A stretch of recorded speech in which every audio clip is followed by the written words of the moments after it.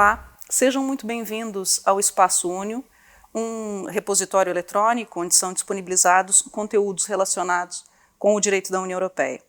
Este repositório está associado à revista Unio e o Law Journal, publicada pela Uminho Editora em acesso aberto, bem como ao Centro de Excelência Jean Monnet em Cidadania Digital e Sustentabilidade Tecnológica, CITDIG, da Universidade do Minho, um centro de excelência que nos foi atribuído pela Comissão Europeia em outubro de 2022 e que tenho o gosto de dirigir. No âmbito deste Centro de Excelência Jean Monnet, serão desenvolvidos e divulgados conteúdos sobre cidadania digital, sobre sustentabilidade tecnológica, sobre proteção de direitos fundamentais na década digital, sobre inteligência artificial, etc.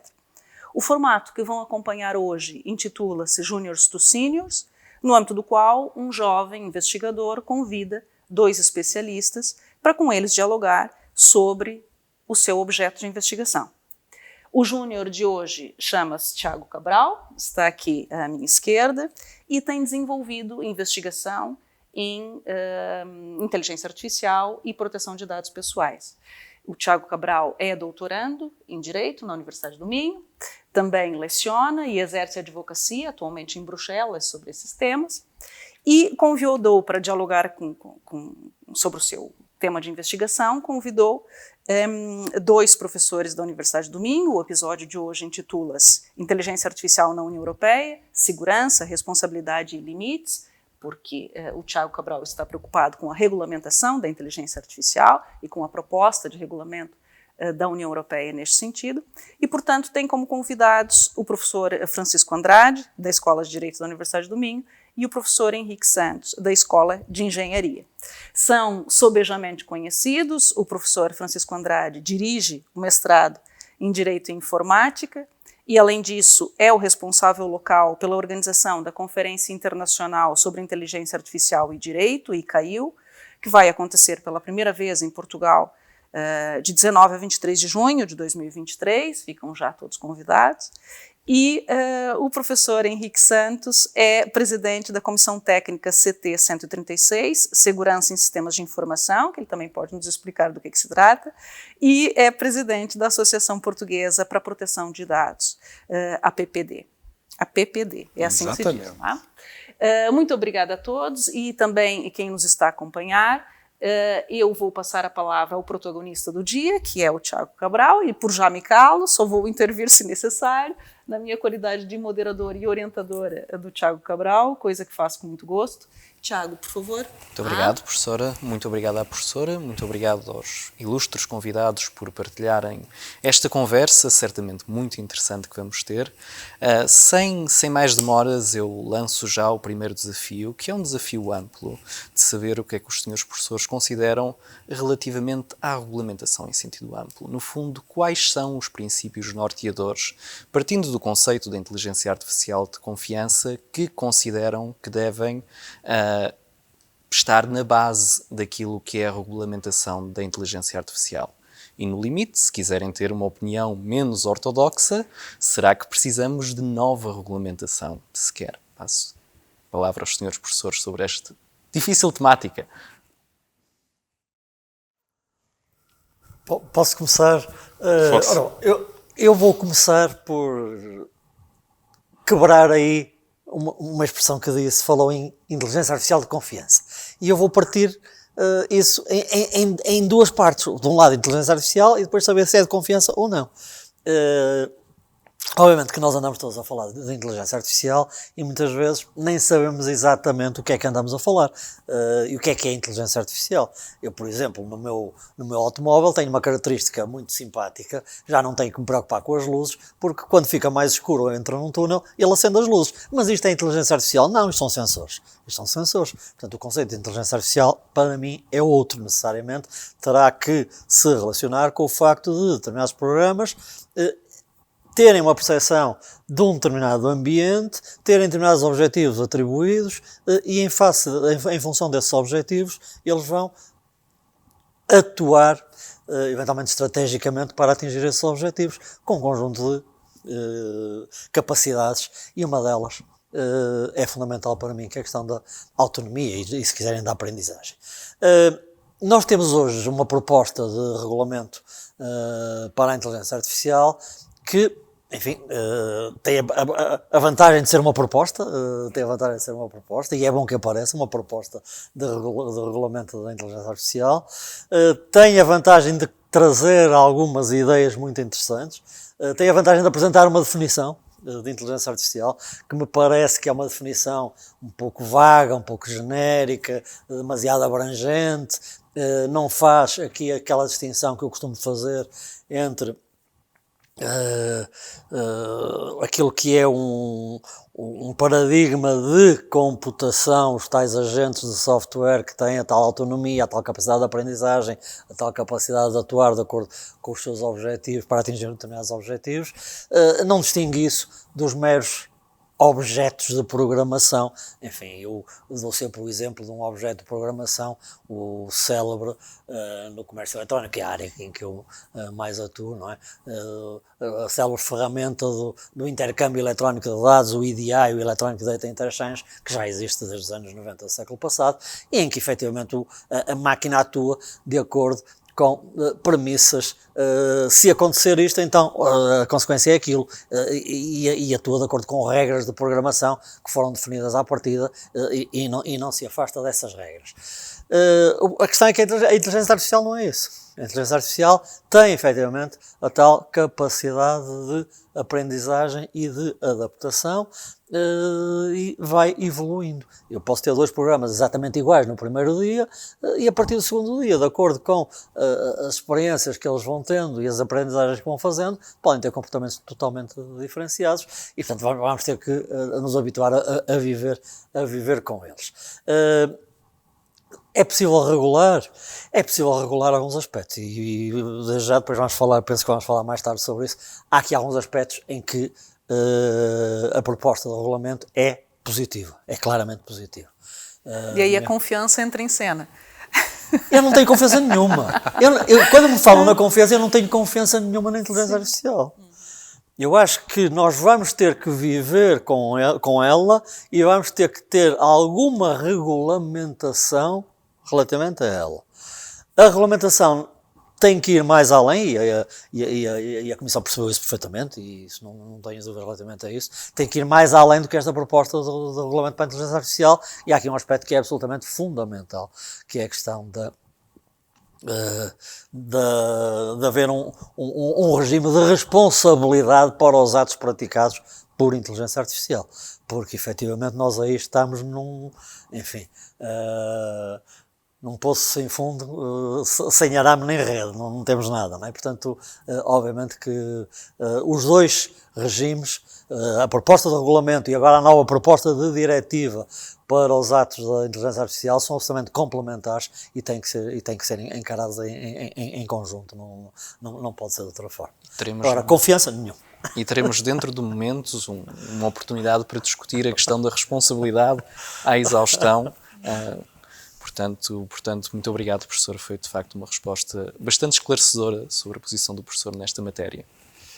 Eu vou fazer um exercício semelhante ao que fez o meu colega Francisco.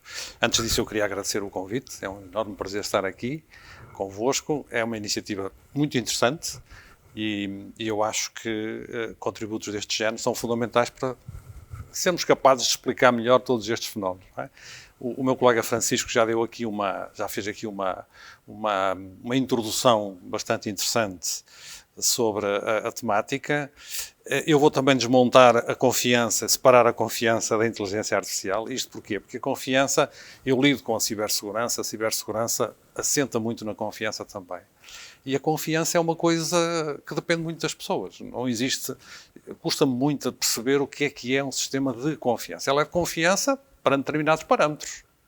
Se os parâmetros não estão definidos, e eu tive o cuidado, eu não li exaustivamente a proposta de regulamento, mal de mim, não tive tempo, mas nem tenho capacidade para interpretar aquilo, documentos daquela densidade.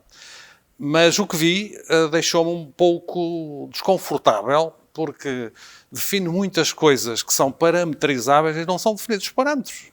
Uma delas é a confiança, não é? Vamos aqui à rua, o que encontramos? À beira de um semáforo, o semáforo está amarelo, vai passar para vermelho.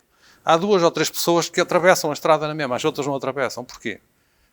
É uma questão de confiança. A pessoa que já tem mais confiança na sua agilidade, na sua iniciativa, seja o que for, corre um risco maior.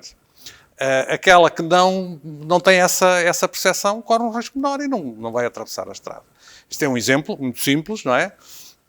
Mas que delimita muito a nossa utilização das tecnologias, porque as tecnologias inspiram mais ou menos confiança e sempre que vem uma nova tecnologia, e embora não possamos dizer que as tecnologias de inteligência artificial sejam exatamente novas, não são, elas trazem esse fenómeno atrás. Portanto, há pessoas que vão confiar mais e vão usar mais, há pessoas que vão confiar menos, vão usar menos, mas não existe essa noção de confiança em absoluto, a não ser que tenha uma caracterização muito, muito, muito detalhada ou casos de aplicação muito específicos. Portanto, eu li no regulamento a questão da confiança porque chamou-me a atenção e fiquei sem perceber o que é que se pretende com aquilo. Completamente. Está bem?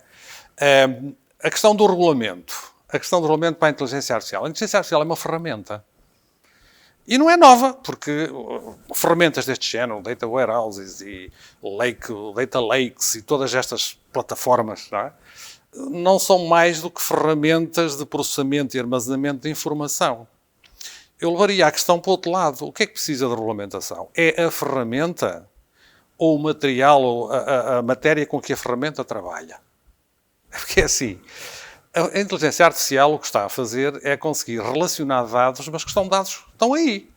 Esses dados são legítimos, eles deviam ter sido tirados, eles deviam ter sido armazenados.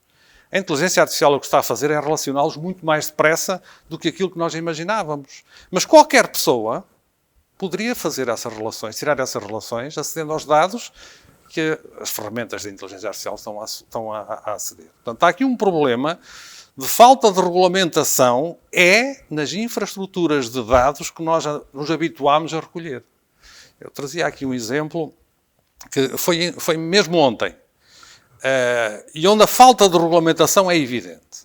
Um colega meu fez uma experiência interessantíssima, pegou em 2 computadores limpos. Num instalou o Windows 11, o recente Windows 11. No outro instalou o Windows XP. Iguaizinhos, sem qualquer diferença. E esteve a analisar a atividade destes computadores assim que foram iniciados. O Windows XP acedeu a um site de update, que supostamente já nem estaria a trabalhar, mas ainda trabalha. O Windows 11 acedeu a centenas ou milhares de sites com os quais trocou informação. Que informação trocou? Não se faz ideia nenhuma. Mas, claramente, há aqui uma teia de informações que estão a ser partilhadas e a ser acedidas. E onde é que está o regulamento? E depois vamos querer que as ferramentas não acedam a isto. Elas vão aceder de uma forma ou de outra. Chamem-lhe inteligência artificial, chamem-lhe inteligência ou especulação artificial, chamem-lhe o que quiserem, mas essas ferramentas vão aparecer. Portanto, regular a ferramenta sem regular, sem organizar o que está por trás da ferramenta, parece que é um perfeito disparate. Mas, enfim, é apenas a minha opinião. Permitam-me que, em teoria, teríamos alguma regulamentação com base no Regulamento Geral sobre a Proteção de Dados, mas que nós sabemos que muitas vezes fica aquém na prática, mas poderíamos falar aqui mais do que hora sobre isso, portanto, agradeço também... Sobretudo, Tiago, se me permite, porque o Regulamento Geral de Proteção de Dados regula, sobretudo, os dados que são facultados pelo titular dos dados. Não regula os dados inferidos, é uma coisa completamente diferente. O nosso grande problema hoje são os dados inferidos, a partir das pegadas digitais que nós vamos deixando, e isso não tem absolutamente controle nenhum, por enquanto. Não. E o RGPD tentou regular, de alguma forma, as decisões automatizadas, no seu artigo 22, mal, não está a funcionar. Não. E, portanto, é um problema, ou seja, temos a ilusão de que, regulando os dados, isto, em última análise, fica tudo tratado, não é verdade. Precisamente por isso que estava o professor Henrique a falar. Posso só... Claro. Quando eu falo que é positivo haver uma proposta de regulamento, temos aqui que considerar um conjunto de realidades e de propostas e de soluções. Eu não estou só a pensar nos dados. Isso é uma outra questão que, obviamente, que é fundamental. Há aqui uma questão de quase não se fala, e que é determinante, que é a qualidade da informação que chega, não é? Mas eu nem sequer estava a pensar nisso, estou a pensar num conjunto de outras questões, enfim, que teremos aqui a oportunidade de falar, como por exemplo a questão do princípio da transparência, que obviamente me parece muito pertinente, mas isso... O professor sabe que a qualidade dos dados raramente se fala, mas nós vamos falar dela aqui já na próxima pergunta. Sempre a inovar, porque de facto, como o professor acabou por bem avançar, a proposta do regulamento sobre a inteligência artificial efetivamente contém algumas normas sobre a gestão de dados, sobre datasets, sobre conjuntos de dados. Eu vejo que provavelmente propostas não inteiramente populares, mas uma das propostas que a proposta de regulamento, salvo seja, nos traz é que os datasets têm que ser, por exemplo, isentos de erros e representativos. Isto tem sido francamente criticado por ser impossível na prática e por ser impossível de garantir para qualquer entidade com recursos ilimitados. Portanto, vamos falar um bocadinho, se calhar, aqui dessa questão, como podemos garantir a qualidade dos dados sem prescrever aquilo que é irrealista, digamos assim. Eu tenho muita dificuldade em responder a esta questão, mas acho que há aqui uma distinção que claramente tem que ser feita. Há toda uma primeira fase, essa sim, relacionada com o produtor original da ferramenta, em que, efetivamente, há toda uma fase de testes, de ensaios e de informação que é introduzida na máquina, e aí, obviamente, que quando a máquina é lançada, ou quando a ferramenta é lançada no mercado para ser comercializada, para ser utilizada pelos futuros proprietários ou titulares de direitos de utilização sobre essa ferramenta de inteligência artificial, nesse primeiro momento da produção original é possível fazer um conjunto de testes e verificar os dados e verificar a qualidade e ter a certeza que está tudo de acordo e que todo o funcionamento é um funcionamento correto relativamente ao fim a que se destina. A partir do momento em que se dá a entrada no mercado, há aqui um aspecto que para mim é claro e que tem consequências em termos do regime de responsabilidade. É que o produtor perde completamente o controle sobre a máquina passa a ser utilizada e explorada pelos seus novos proprietários ou detentores ou utilizadores. E, portanto, há aqui uma quebra. Essas duas fases, a fase de testes, a fase original, de produção original e a fase de utilização já depois da sua comercialização, devem ser separadas. Numa primeira fase de testes é possível mais facilmente assegurar que efetivamente, que há todo um conjunto de elementos que estão a funcionar corretamente e que os dados são corretos. Depois, temos aqui um problema que eu na brincadeira costumo dizer, a partir de determinada altura, pois nós não sabemos, a inteligência artificial tem interações com muitas pessoas e com outros sistemas, e nós não sabemos se andam em mais companhias ou não, e portanto, obviamente que isso depois é um problema de quem tem os direitos de utilização do sistema de inteligência artificial, mas obviamente que a partir de determinada altura há uma imprevisibilidade muito maior relativamente às informações que a máquina tem. Eu gostava de falar aqui num caso que foi um caso, enfim, paradigmático, foi um caso absolutamente fantástico. Já lá vão 10 anos e foi um caso que foi abafado porque tinha repercussões brutais ao nível do sistema financeiro mundial, que foi o caso Knight Capital Group em 2012, enfim, com uma maquininha que comprava e vendia ações em bolsa, não é?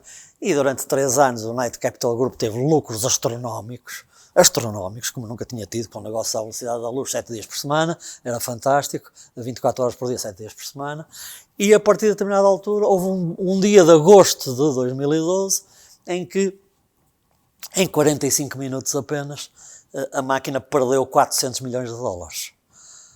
400 milhões de dólares em 45 minutos. E eu lembro de ter visto na altura uma notícia do New York Times, dizendo que a Federal Reserve ia abrir um inquérito para tentar perceber o que é que se tinha passado mal, o que é que tinha acontecido mal para produzir aquele resultado desastroso. E eu, por um lado, fiquei todo contente com a notícia, porque era a prova provada de que aquilo que eu estava a escrever não é ficção, não é ficção científica, existe, é um facto. Curiosamente, esse sistema foi instalado no Brasil, na Bolsa de São Paulo, 2 anos depois deste desastre.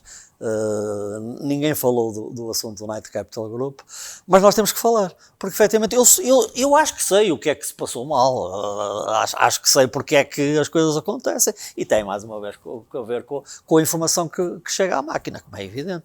E se a informação for toda correta e de grande qualidade, a máquina comete menos erros do que os humanos. Se houver problemas com a qualidade da informação, a máquina vai cometer erros e, eventualmente, esses erros vão ser muito mais graves do que aqueles que seriam cometidos por humanos.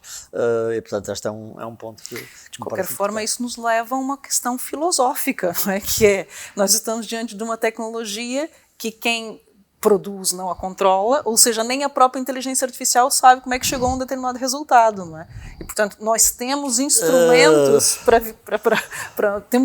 conviver com isso. Eventualmente temos, eu penso que nesse aspecto, esse é um dos aspectos muito positivos da proposta de regulamento para a inteligência artificial, enfim, que é a possibilidade de rastreamento do funcionamento da máquina. Sim. Já que eu falei aqui em filosofia, eu acho, e agora para fazer a defesa da confiança, entre aspas, que a necessidade de se introduzir confiança nesse discurso tem a ver com preocupações éticas, não é? Portanto, de ética aplicada, inclusivamente. Mas vamos adiante e depois, se tivermos tempo, ainda voltamos. De qualquer maneira, só uma crítica à proposta do regulamento. Por um lado, tem essa vantagem que me parece muito bem, um princípio de transparência, de rastreabilidade das operações da máquina. Por outro lado, ao definir os sistemas de elevado risco, estranhamente não há uma única referência à utilização da inteligência artificial pelas instituições financeiras. Mas essa própria rastreabilidade tem limites, não é? Essa própria rastreabilidade tem limites. Tem limites, é evidente. É evidente, mas, de todo modo... Sim, ainda já é alguma coisa. É alguma coisa. Eu confesso-me francamente cético relativamente àquilo que é o leque de sistemas de inteligência artificial de elevado risco que se encontra hoje no regulamento, mas é outra das coisas que poderíamos falar e teremos a oportunidade de falar noutra sede, provavelmente. Infelizmente não aqui. Mas que... Passo agora ao professor Henrique, porque na verdade eu estou bastante curioso de ouvir a sua opinião, porque pronto, é a opinião do ponto de vista técnico. Pois, eu percebo. Eu também acho que há necessidade que o regulamento aborda aqui algumas questões que, do ponto de vista técnico, são necessárias. Concordo inteiramente com isso. Agora, mais uma vez, e pegando até nesta última vertente da definição da obrigatoriedade de fazer uma gestão do risco na classificação e na manutenção do sistema informático, isto é uma utopia completa. E o regulamento, mais uma vez, a proposta do regulamento, não é o regulamento, mais uma vez, é omissa em alguns aspectos que são fundamentais, porque a gestão do risco, e nisso o regulamento insiste bastante, na questão do valor da informação. Bom, para já, é subjetivo o valor. Vamos olhar aqui uma coisa muito simples. Um número de telefone. O meu número de telefone tem um valor ridículo. Mas o número de telefone do Presidente da República, e estamos a falar do número do telefone, não estamos a falar de um objeto diferente. Estamos a falar do mesmo objeto que tem um atributo diferente, que é o dono. Já tem um valor completamente diferente. Portanto, o que é que define o valor dos dados? São a natureza dos dados ou a quem eles pertencem. Não é? E nisso o regulamento não regula nada. Diz apenas que é preciso classificar os dados como muito críticos ou pouco críticos, sei lá quais são as classificações que aparecem, e é preciso fazer uma abordagem pela gestão do risco. E a gestão do risco tem duas componentes. Tem realmente uma componente, tem a ver com o valor dos dados, é fundamental. Mas tem outra, que o regulamento esquece, que é a probabilidade da ocorrência de problemas, incidentes ou ataques, ou seja lá o que for, relativamente que afetam esses dados. Porque é a combinação da probabilidade da ocorrência do incidente com o valor que vai definir o risco. Basicamente é isso. E, portanto, a definição que é dada no regulamento sobre o que é o risco e a classificação dos dados é útil, é necessária, mas é está muito insípida. Muito, demasiadamente. Ao ponto de que quem for minimamente especialista nesta área desconfia da bondade de quem está a tentar regular uma coisa de uma maneira tão leviana, digamos assim, sem querer adjetivar de uma forma mais forte.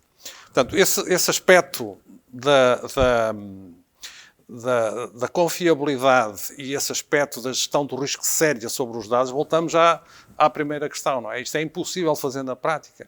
Nós tentamos resolver isto há 20 anos em cibersegurança e ainda não conseguimos resolver. Temos algumas propostas. Agora, falta aqui uma coisa importantíssima que o regulamento também fala, e se calhar o Tiago daqui a bocado vai voltar a falar nisso, mas que está relacionado com isto, que é a certificação. Porque aí sim, aí isto era muito importante. E aliás, o regulamento fala nisso também. Também evoca mais uma vez que é necessário. Bom, mas quem anda na certificação, até em cibersegurança, percebe uma coisa que é fundamental e que sem isso não existe certificação, que são as métricas. Nós temos de saber medir alguma coisa para poder classificar, para poder restringir, para poder regular, nós temos de saber medir. E até mesmo para monitorizar, temos que saber medir. Um sistema informático normal tem cerca de 500 milhar de métricas possíveis que podem ser medidas para inferir sobre o funcionamento, o comportamento do sistema. Vamos pegar nas 500 métricas que estão disponíveis e tentar fazer delas. A inteligência artificial pode ajudar aqui porque tem uma capacidade muito mais rápida de relacionar. Mas sem sabermos o que é que vamos medir e para que é que o vamos medir, vamos andar aqui um bocadinho...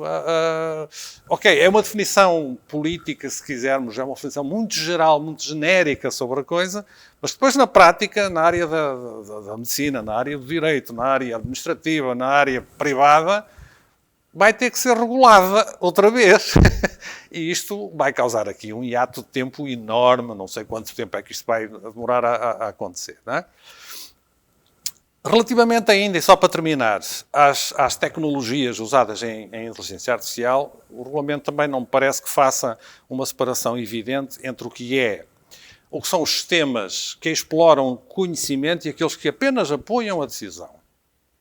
Porque aqueles que apoiam a decisão e que baseiam-se muito em dados que, aliás, o regulamento refere como estatisticamente significativos, que só existem em factos que são frequentes, que acontecem. Sobre esses é que existe estatística. Sobre os outros dados, que são de natureza probabilística, não há dados estatísticos, portanto, significativos e, portanto, não podem ser usados. No entanto, as ferramentas de inteligência artificial estão preparadas para os usar. Alguns algoritmos.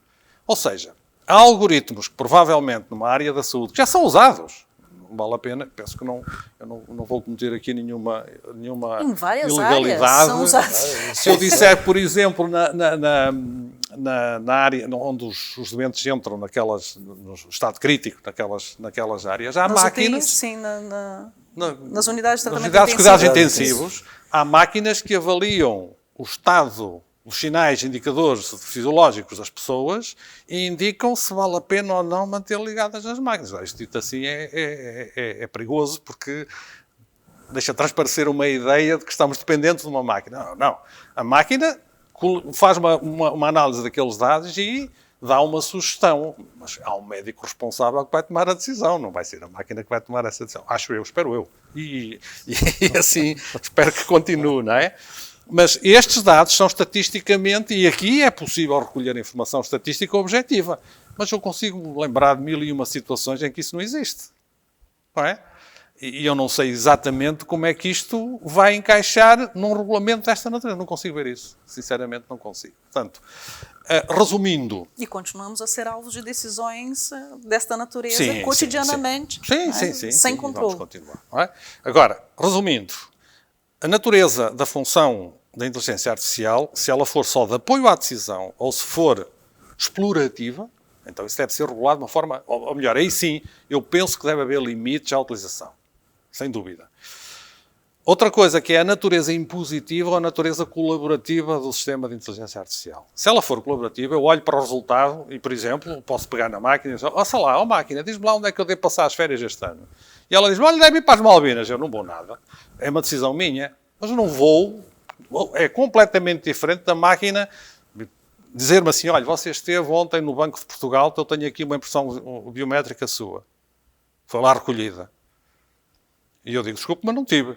Se isto for impossível, ou seja, se houver alguém por trás que me diga assim, epá, não podes dizer que não, porque a máquina diz que sim, que lá estiveste. E eu aí vou questionar a máquina. Não, aí vou questionar a máquina e todos os princípios que estão subjacentes à utilização da máquina. Será que ela tem dados suficientes para inferir que eu estive lá? Será que... E é que eu tenho testemunhas que não estive. Isto vai levantar um problema de desconfiança na tecnologia enorme. Não é? Portanto, há aqui muitos limites que têm que ser assumidos. Agora, o que é que eu tenho esperança? Bom, eu tenho esperança que realmente a razão caia sobre os seres humanos e que percebam duas coisas fundamentais. Nós estamos a regular um bocadinho ao lado, nós devemos muito mais regular os dados do que as ferramentas, ponto número 1. Ponto número 2, eu nunca consigo falar disto sem me lembrar de uma informação que eu tive acesso e que achei interessantíssima. Lindíssimo. 50 anos ou 60 anos depois. Quando o primeiro carro foi criado, o primeiro automóvel, na altura as pessoas deslocavam-se com carroças, cavalos e carrocinhas. Não é?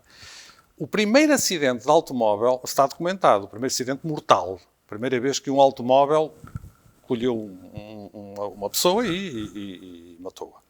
E nessa altura, os jornais e todos os sistemas de informação vieram colocar em causa a perigosidade dos automóveis. E o fabricante dos automóveis, o principal fabricante nos Estados Unidos, veio a palco dizer, não, estejam descansados, nós vamos rever isto tudo e vamos garantir que isto nunca mais vai acontecer. Faz sentido, não é? Faz sentido. Hoje, nós vivemos com os automóveis, com todos os acidentes que temos diários, que nem vou evocar o número, porque era uma má forma de começar o dia, não é? Mas convivemos com isto naturalmente. Nós hoje convivemos com isto. Mas, Henrique, deixa-me só fazer uma pergunta aqui, se o Tiago permite. Quer dizer, nós começamos por regular os dados através do RGPD na União Europeia, depois percebemos que isso não basta e, portanto, fomos regular os modelos de negócio através do regulamento dos mercados digitais, dos serviços digitais, etc. Mas o que o Henrique está aqui a dizer é que é preciso regular a tecnologia em si mesma, a infraestrutura, é isso? A tecnologia tem que ser certificada. Sim. Ela tem que ser certificada. Sobretudo se estivermos a falar de coisas mas a certificação obriga a ter objetivos e métricas muito bem definidos. Portanto, ela tem que ser... Não vale a pena regular. Não vale a pena. Ela tem que ser certificada. Não é? Isso é o que eu estou a dizer. Na minha opinião, é o que deve ser feito. Agora, esta outra questão de nós termos que encarar o futuro de uma forma diferente. Hoje estamos aqui a falar sobre isso. Se calhar daqui a 5 anos, vimos aqui falar de outra tecnologia qualquer e a inteligência artificial já está entre nós a cometer os enganos que supostamente vai cometer e que já toda a gente convive com eles naturalmente. Não é? Portanto, são dois, é o aspecto da habituação, que o ser humano tem essa capacidade, não é? Isso é um aspecto. O outro aspecto é, sobretudo em sistemas críticos, ligados à saúde, ligados às finanças, ligados a muitos destes aspectos, aí sim a certificação é muito importante. Saber até onde eu consigo. E aquilo que eu não sei certificar, deve ter a humildade de dizer não, aqui não me vou meter, porque eu isto não sou capaz de certificar. E seria muito interessante perceber, neste momento, com o conhecimento que existe, porque o certificar não para além do conhecimento da ferramenta e das tecnologias, obriga um conhecimento profundo do contexto. E esse conhecimento não existe. Não existe. Aliás, quando começámos a falar sobre existirem dados cuja natureza, cuja influência, o conteúdo não são subejamente conhecidos, não é? Estamos exatamente a falar sobre isso. O desconhecimento sobre o contexto. Como é que eu vou certificar uma coisa sobre a qual há uma parte que eu não conheço? Sim. É? Mas há solução para isso? Eu não tenho solução. Se eu tivesse solução nos últimos 20 anos, na Comissão Técnica, tínhamos feito normas e tínhamos feito normas de certificação a pontapé, não é? Claro. Isto são coisas que vão evoluindo naturalmente e, portanto, aqui também vai haver uma evolução. Agora, eu estaria muito mais interessado do lado da Comissão Europeia numa norma, num regulamento em direção à certificação do que propriamente em direção à regulação de uma ferramenta.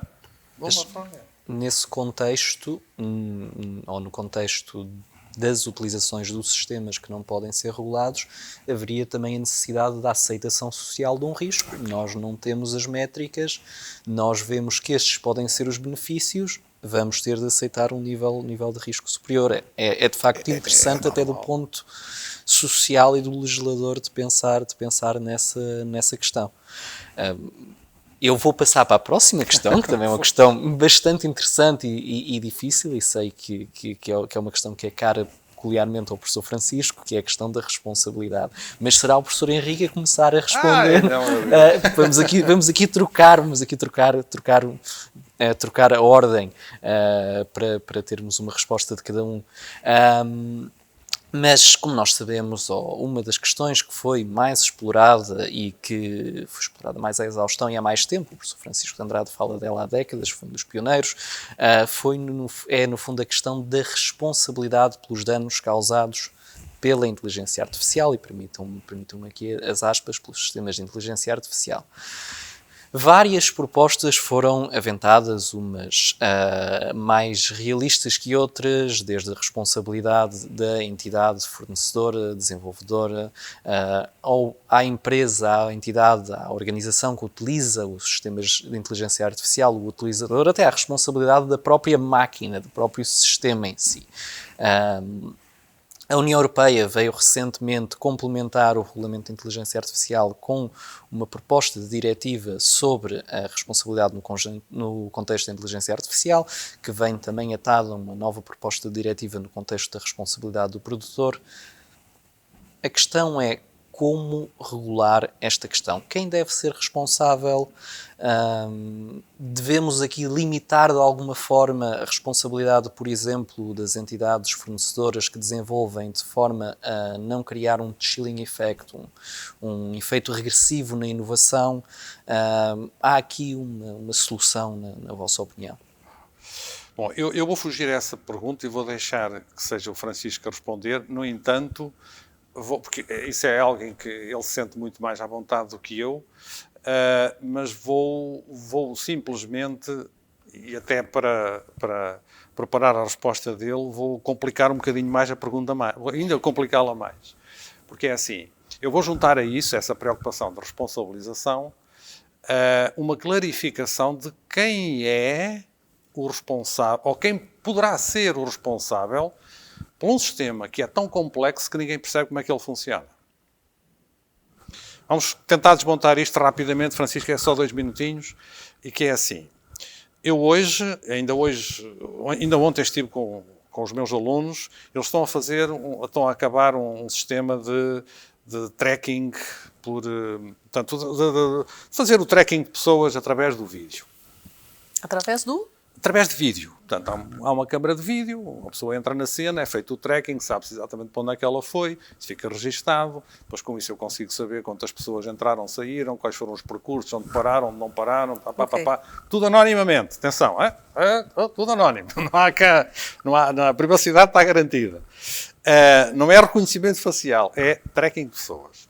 Mas não é isso que está em questão. O que está em questão é, eu contei, e porque a minha preocupação em cibersegurança é em cibersegurança, portanto não é tanto nessa componente, mas o problema é o mesmo, eu contei cerca de 200 bibliotecas que aquele sistema integra e que vêm de quatro lados do mundo.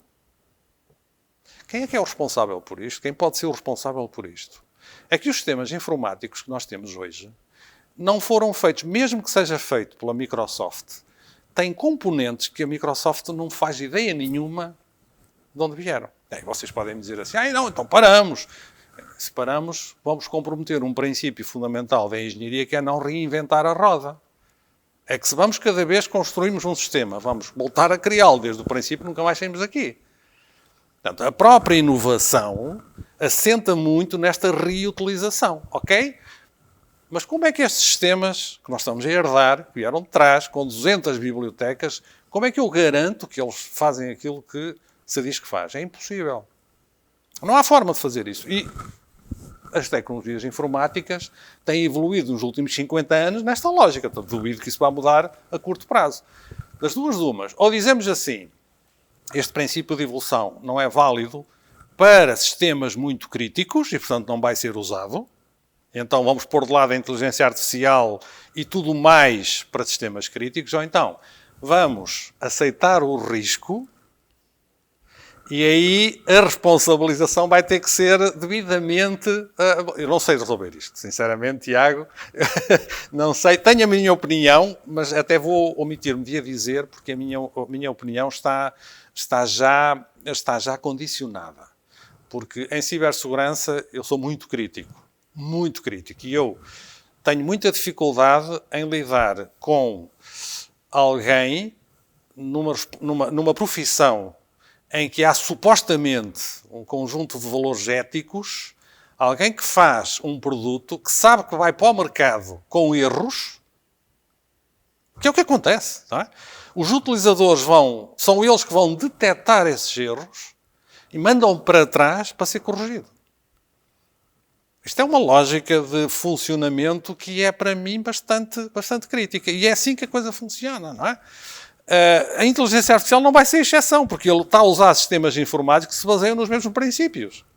E só juntar mais uma. O Francisco há bocadinho referiu bem que os sistemas, quando são construídos em inteligência artificial, são metidos no mercado e mudam de estatuto, blá, blá, blá, blá, blá. Só que hoje nós temos, graças a esta flexibilidade, temos os serviços de cloud, em que nós podemos ter um prestador de serviços de inteligência artificial a prestar um serviço. A outro, quem é que é responsável? Eu não sei responder. Passa a palavra ao Francisco, que aqui tem muito mais autoridade do que eu. Mas é um problema interessante, o eterno problema do parafuso que falha no avião e basta um elemento para criar de facto um erro e de quem é responsável. Professor Francisco, o palco é seu neste tempo. Começar por dizer que efetivamente, enfim, quando estamos aqui a falar de inteligência artificial, não estamos a falar nem de automóveis nem de aviões, estamos a falar de... Embora os automóveis e os aviões hoje comecem a integrá-la também, como é evidente, tem componentes de inteligência artificial, como é evidente.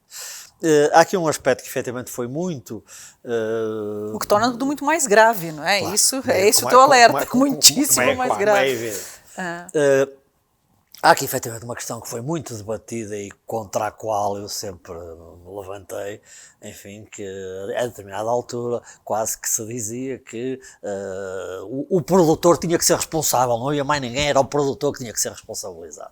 E eu sempre tive, enfim, a opinião de que efetivamente o produtor pode efetivamente ser responsabilizado por aquilo que é o estado da máquina antes de ser colocado na comercialização, mas a partir do momento em que passa a ser utilizado por terceiros que o produtor totalmente desconhece e não faz a mínima ideia, enfim, em que companhias é que anda a máquina, não é?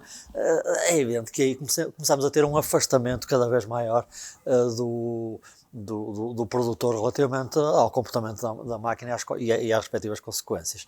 E, portanto, eu entendo que há aqui toda uma cadeia que tem que ser tida em conta e que engloba o produtor na fase inicial, depois o proprietário ou titular dos direitos de utilização da máquina, como é evidente, supostamente a pessoa que está mais em contacto com a máquina, mas depois há todo um conjunto de outras pessoas, de outros utilizadores, até externos, de outros sistemas, nomeadamente de inteligência artificial, com o qual aquela máquina também vai interagir. Há aqui toda uma cadeia de intervenientes que tem que ser analisada. E eu entendo que deve efetivamente haver essa possibilidade de se considerar qualquer um dos intervenientes como eventualmente responsável. Ora bom, qual é a ideia fundamental aqui, quer da primeira da resolução de 2020 do Parlamento Europeu sobre a responsabilidade da inteligência artificial, quer agora esta mais recente, do ano passado, a proposta de diretiva para a responsabilidade dos atos da inteligência artificial, há aqui uma ideia muito clara, é a ideia de que há que garantir aqui um certo equilíbrio entre a satisfação dos direitos das vítimas dos danos causados por inteligência artificial, que têm que ser indemnizados, ou têm que ter a possibilidade de receber essa indemnização, mas, por outro lado, garantir também que, do lado da indústria, que não há aqui um regime que, pura e simplesmente, impeça a inovação ou leve os produtores a dizer se nós somos sempre responsabilizados e somos só nós, então mais vale não produzirmos nada e ficamos por aqui e não se inova e não se desenvolve mais nada. E, portanto, esse é um pano de fundo que me parece claro. Há um equilíbrio que é difícil, mas tem que se tentar atingir. Obviamente que depois, em termos de responsabilidade civil, há aqui uma ideia, de certa forma, de aplicação tout court da responsabilidade pelo risco. O proprietário ou o titular dos direitos de exploração da máquina utiliza a máquina em seu benefício e deve ser responsabilizado por aquilo que acontecer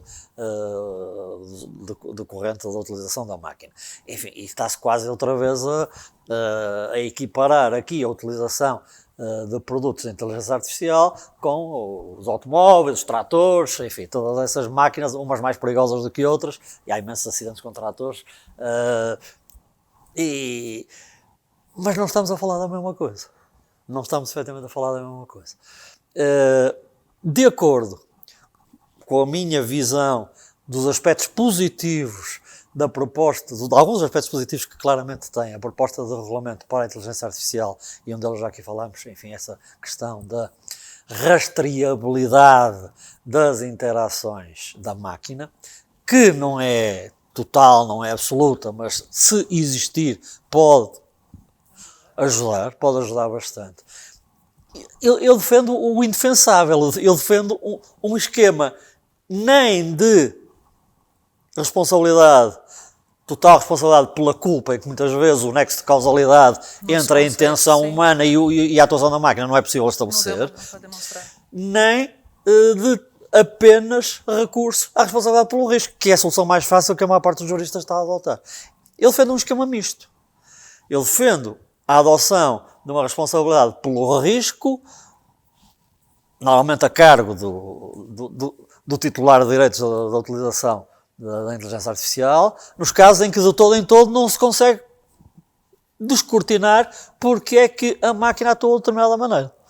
Mas defendo que deve ser possível, isto é válido para o produtor, para o proprietário, para o titular dos direitos de utilização da máquina, deve ser possível, através da rastreabilidade das interações que a máquina teve, deve ser possível utilizar esses dados para a pessoa sobre quem recairia a responsabilidade poder vir dizer: a responsabilidade não é minha, porque a máquina interagiu com o sistema A, B, C ou com a pessoa A, B e C, e há aqui claramente informações que foram introduzidas na máquina que determinaram esta atuação. No fundo, uma presunção de responsabilidade ilidível.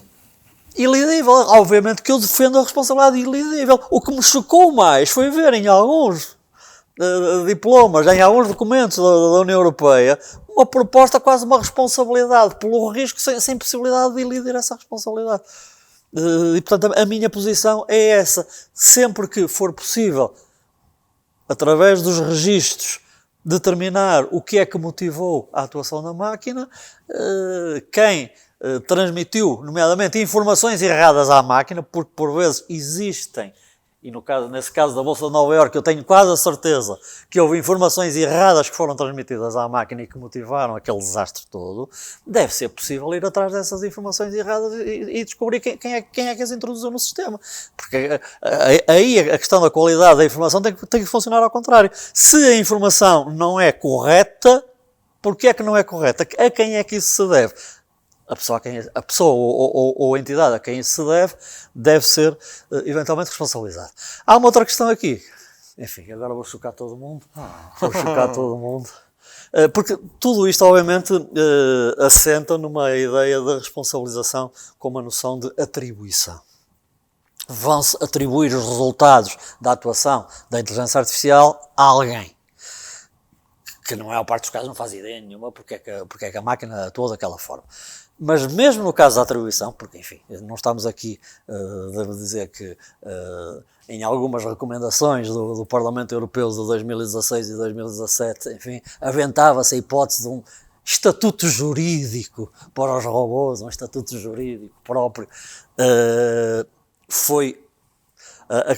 Nesta proposta de regulamento nem sequer é considerada essa hipótese, isso foi completamente posto de lado, não sei se provisoriamente, se definitivamente, vamos ver, mas foi posto de lado. Mas mesmo no caso da atribuição, eu penso que era muito útil algo que é muito difícil e que só será possível com uma interação entre juristas e engenheiros informáticos.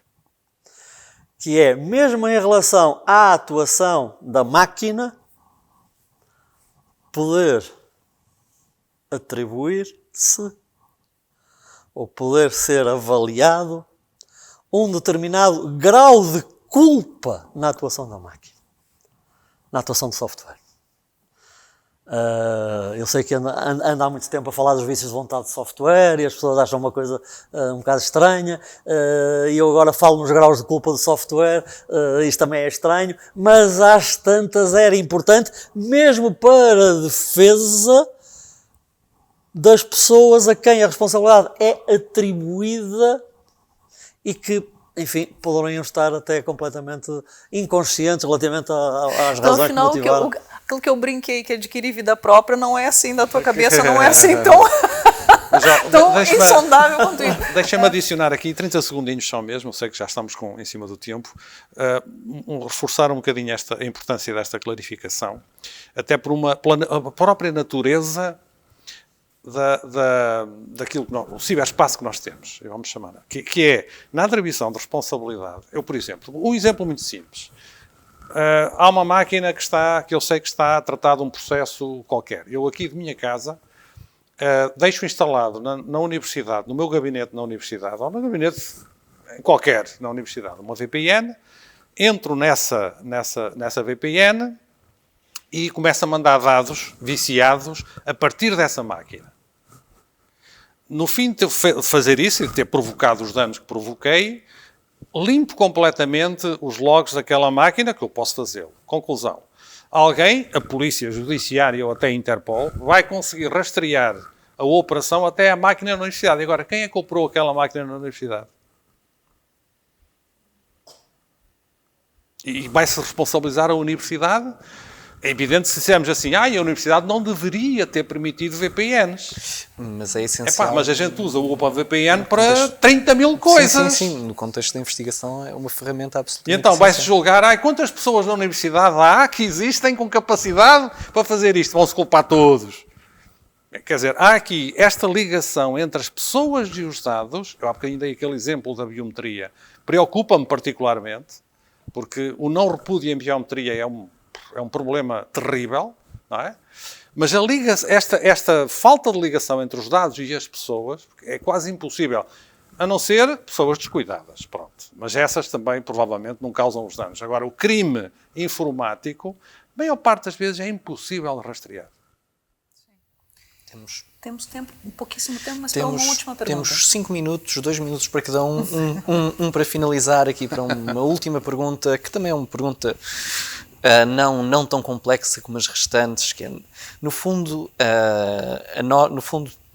estamos aqui a falar do regulamento, falamos da proposta diretiva, falamos de regulamentação em abstrato, mas a regulamentação, na verdade, necessita também de enforcement, necessita de ser efetivamente aplicada. E nós temos visto com a regulamentação das novas tecnologias que tem havido alguma dificuldade nesse contexto.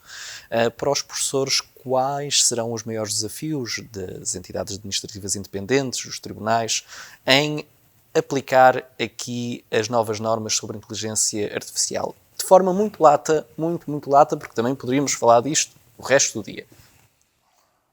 Sim, começo eu. Então, ok, então pronto, é assim, muito rapidamente, sem pensar muito na questão, não é? Assim, à flor da pele mesmo, eu diria que há aqui 2 ou 3 dimensões que são bastante complexas. A primeira é a heterogeneidade. A heterogeneidade porquê? Não só pelas pessoas, nós temos pessoas que compreendem, que entendem, que são capazes de interagir com as coisas e usá-las de forma adequada, misturado com pessoas, e elas não estão identificadas com nenhum selo na testa a dizer este tem competências, aquele não tem competências, portanto está tudo misturado. Mas esta heterogeneidade vai criar problemas enormes, porque há contextos em que a utilização até pode ser regulada, controlada e certificada, há outros em que não, claramente. Não é? Portanto, esta heterogeneidade é um desafio enorme. Não é? Depois, a hipocrisia do mercado que vive todas estas coisas, há bocadinho o Francisco também referiu, e bem, o supply chain que nós temos, a cadeia de valor que temos hoje à volta da informação é muito diversa, é muito... Como é que eu vou atuar em todos estes níveis da cadeia de valor associada a estes sistemas? Também adivinho aqui uma séria dificuldade para quem vai tomar conta destas coisas ao nível e, sobretudo, os lobbies que vai ter que vencer, não é? Porque é assim, se eu fosse dono de uma empresa da IT e me dissessem, você não quer desenvolver para aqui um sistema inteligente para o carro da Bosch, eu digo, ok, até que ponto é que vocês querem que ele seja inteligente e seguro? E eles dizem-me assim, até ao máximo. Ok, então preparem-se, vão pagar 2 ou 3 milhões de euros. Porque eu consigo fazer aquilo. Atenção. Se eu quiser fazer uma coisa de raiz, novinha, toda verificada, toda testada para aquela finalidade, eu consigo fazê-lo. Só vou gastar uma pipa de dinheiro. E agora, os consumidores vão estar dispostos a pagá-lo? Certeza que não. Portanto, há aqui um equilíbrio que tem que se encontrar e o regulador vai ter imensa dificuldade em fazer. O que é exigível face àquilo que é necessário para, simultaneamente, proteger e manter o negócio viável. Porque sem isso não há sistema. É um juízo de razoabilidade, não é? Que é preciso fazer, claro. Portanto, isso vai ser... Ui, meu Deus, vai ser uma dificuldade. Eu vejo pelo menos estas 3 dimensões, assim de repente, como muito difíceis de lidar. Não é? Eu acho que isto vai acontecer, vai a reboque. Isto vai acabar por ser reativo e não preventivo. Vão acontecendo as coisas, vai-se reagindo. Dependendo do tamanho do estrago. Dependendo do tamanho do estrago. Sim. Francisco. Bom, obviamente que antevejo muitas dificuldades em termos da existência de uma autoridade independente que possa ter uma atuação efetiva. Penso que, mais uma vez, enfim, podemos separar aqui a fase inicial da produção e dos testes, e aí pode haver algum acompanhamento ou alguma necessidade de notificação à autoridade independente com os resultados dos testes para poderem ser verificados. Aí pode haver um trabalho interessante de garantir, enfim, que quando o produto é lançado no mercado há um mínimo de segurança no produto. Isso pode ser um aspecto interessante. Depois, na fase da utilização, será muito mais complicada uma intervenção útil por parte da tal autoridade independente, que além de mais vai ter que, enfim, ter aqui, se virmos aquilo que acontece com a Comissão Nacional de Proteção de Dados, neste caso teríamos uma obrigatoriedade de ter recursos qualificados e meios técnicos extremamente dispendiosos, que vai ser extremamente difícil que essas autoridades tenham efetivamente recursos para poderem ter uma atuação eficaz. Há aqui uma hipótese que foi levantada, que é interessante até certo ponto, relativamente às métricas de eficácia de determinados produtos de inteligência artificial, ou seja, de garantir que nas suas intervenções tiveram 90 e tal % de sucesso nas tarefas que desempenharam, mas como se vê no caso de Knight Capital Group, não é uma máquina que durante 3 anos tem níveis de sucesso brutais, de repente pode ter um desastre monumental, como é evidente, ninguém está livre disso. Depois há aqui um outro aspecto que me parece que já ultrapassa a questão das autoridades independentes e que vai já mais para a questão dos tribunais, da justiça, da prova, e da proteção de dados, curiosamente, e da proteção de dados. Ou seja, há todo um trabalho e todo um debate que tem que ser feito, e já tinha que ser feito, sobre a necessidade de revermos as disposições de prova em tribunal, e a descoberta eletrónica de prova, e a descoberta da prova eletrónica, e a descoberta da prova relacionada com a atuação da inteligência artificial. E isto é monumental. Mas vai ter que haver. Esse debate e essa alteração das regras processuais relativas à prova vai ter que ser feita, como é evidente, e quanto mais tivermos inteligência artificial a atuar no nosso dia-a-dia, mais vamos ter necessidade disso. Depois, há aqui um desafio muito grande para a Comissão Nacional de Proteção de Dados, que é efetivamente a possibilidade, enfim, que não podemos descartar, de estes dispositivos de inteligência artificial recolherem dados pessoais e transmitirem-nos a terceiros, e portanto vamos ter aí também questões da responsabilidade, a necessidade de sancionar os comportamentos da máquina. Obviamente que aí também temos que ter as mesmas possibilidades de haver, enfim, um mínimo de possibilidade de defesa dos titulares de direitos. Eu lembro de um caso muito interessante que se passou nos Estados Unidos há uns anos atrás e que motivou já até uns papers académicos sobre questões de direito da concorrência, porque havia uma concertação de preço entre várias empresas e as autoridades competentes questionaram os diretores dessas empresas, dizendo: vocês andam a fazer cartelização, vocês andam a fazer concertação, vocês andam a falar uns com os outros para terem sempre aqueles preços ali alinhados. E eles diziam: não, nós nem falámos uns com os outros, não falámos. Foram as máquinas que, enfim, entenderam que, face à conjuntura e às notícias que tinham no mercado, o preço indicado era aquele, e alinharam todos uns com os outros porque era melhor, era bom para todas elas. E foram as máquinas que fizeram a cartelização. E vamos ter que ter isso em atenção, como é evidente. Vamos estar sujeitos cada vez mais a situações em que as máquinas atuam autonomamente e vão provocar situações que têm impacto nas nossas vidas. E temos que viver com isso. Como dizia o Henrique há tempos, há mais equipamentos ligados à internet hoje do que indivíduos, não é? Sim. E, portanto, este é o grande problema. Sim. É evidente. Interagir. E com a internet das coisas, isso é... A interagir de uma forma incontrolável, absolutamente incontrolável, não é? Meus senhores, muitíssimo obrigada por este momento extraordinário. Desde que tenho começado a estudar estas questões relacionadas com tecnologias digitais, tenho dito sempre que nós só avançamos quando os engenheiros informáticos e os juristas sentarem-se para conversar. E, portanto, muitíssimo obrigada pela vossa disponibilidade, Tiago.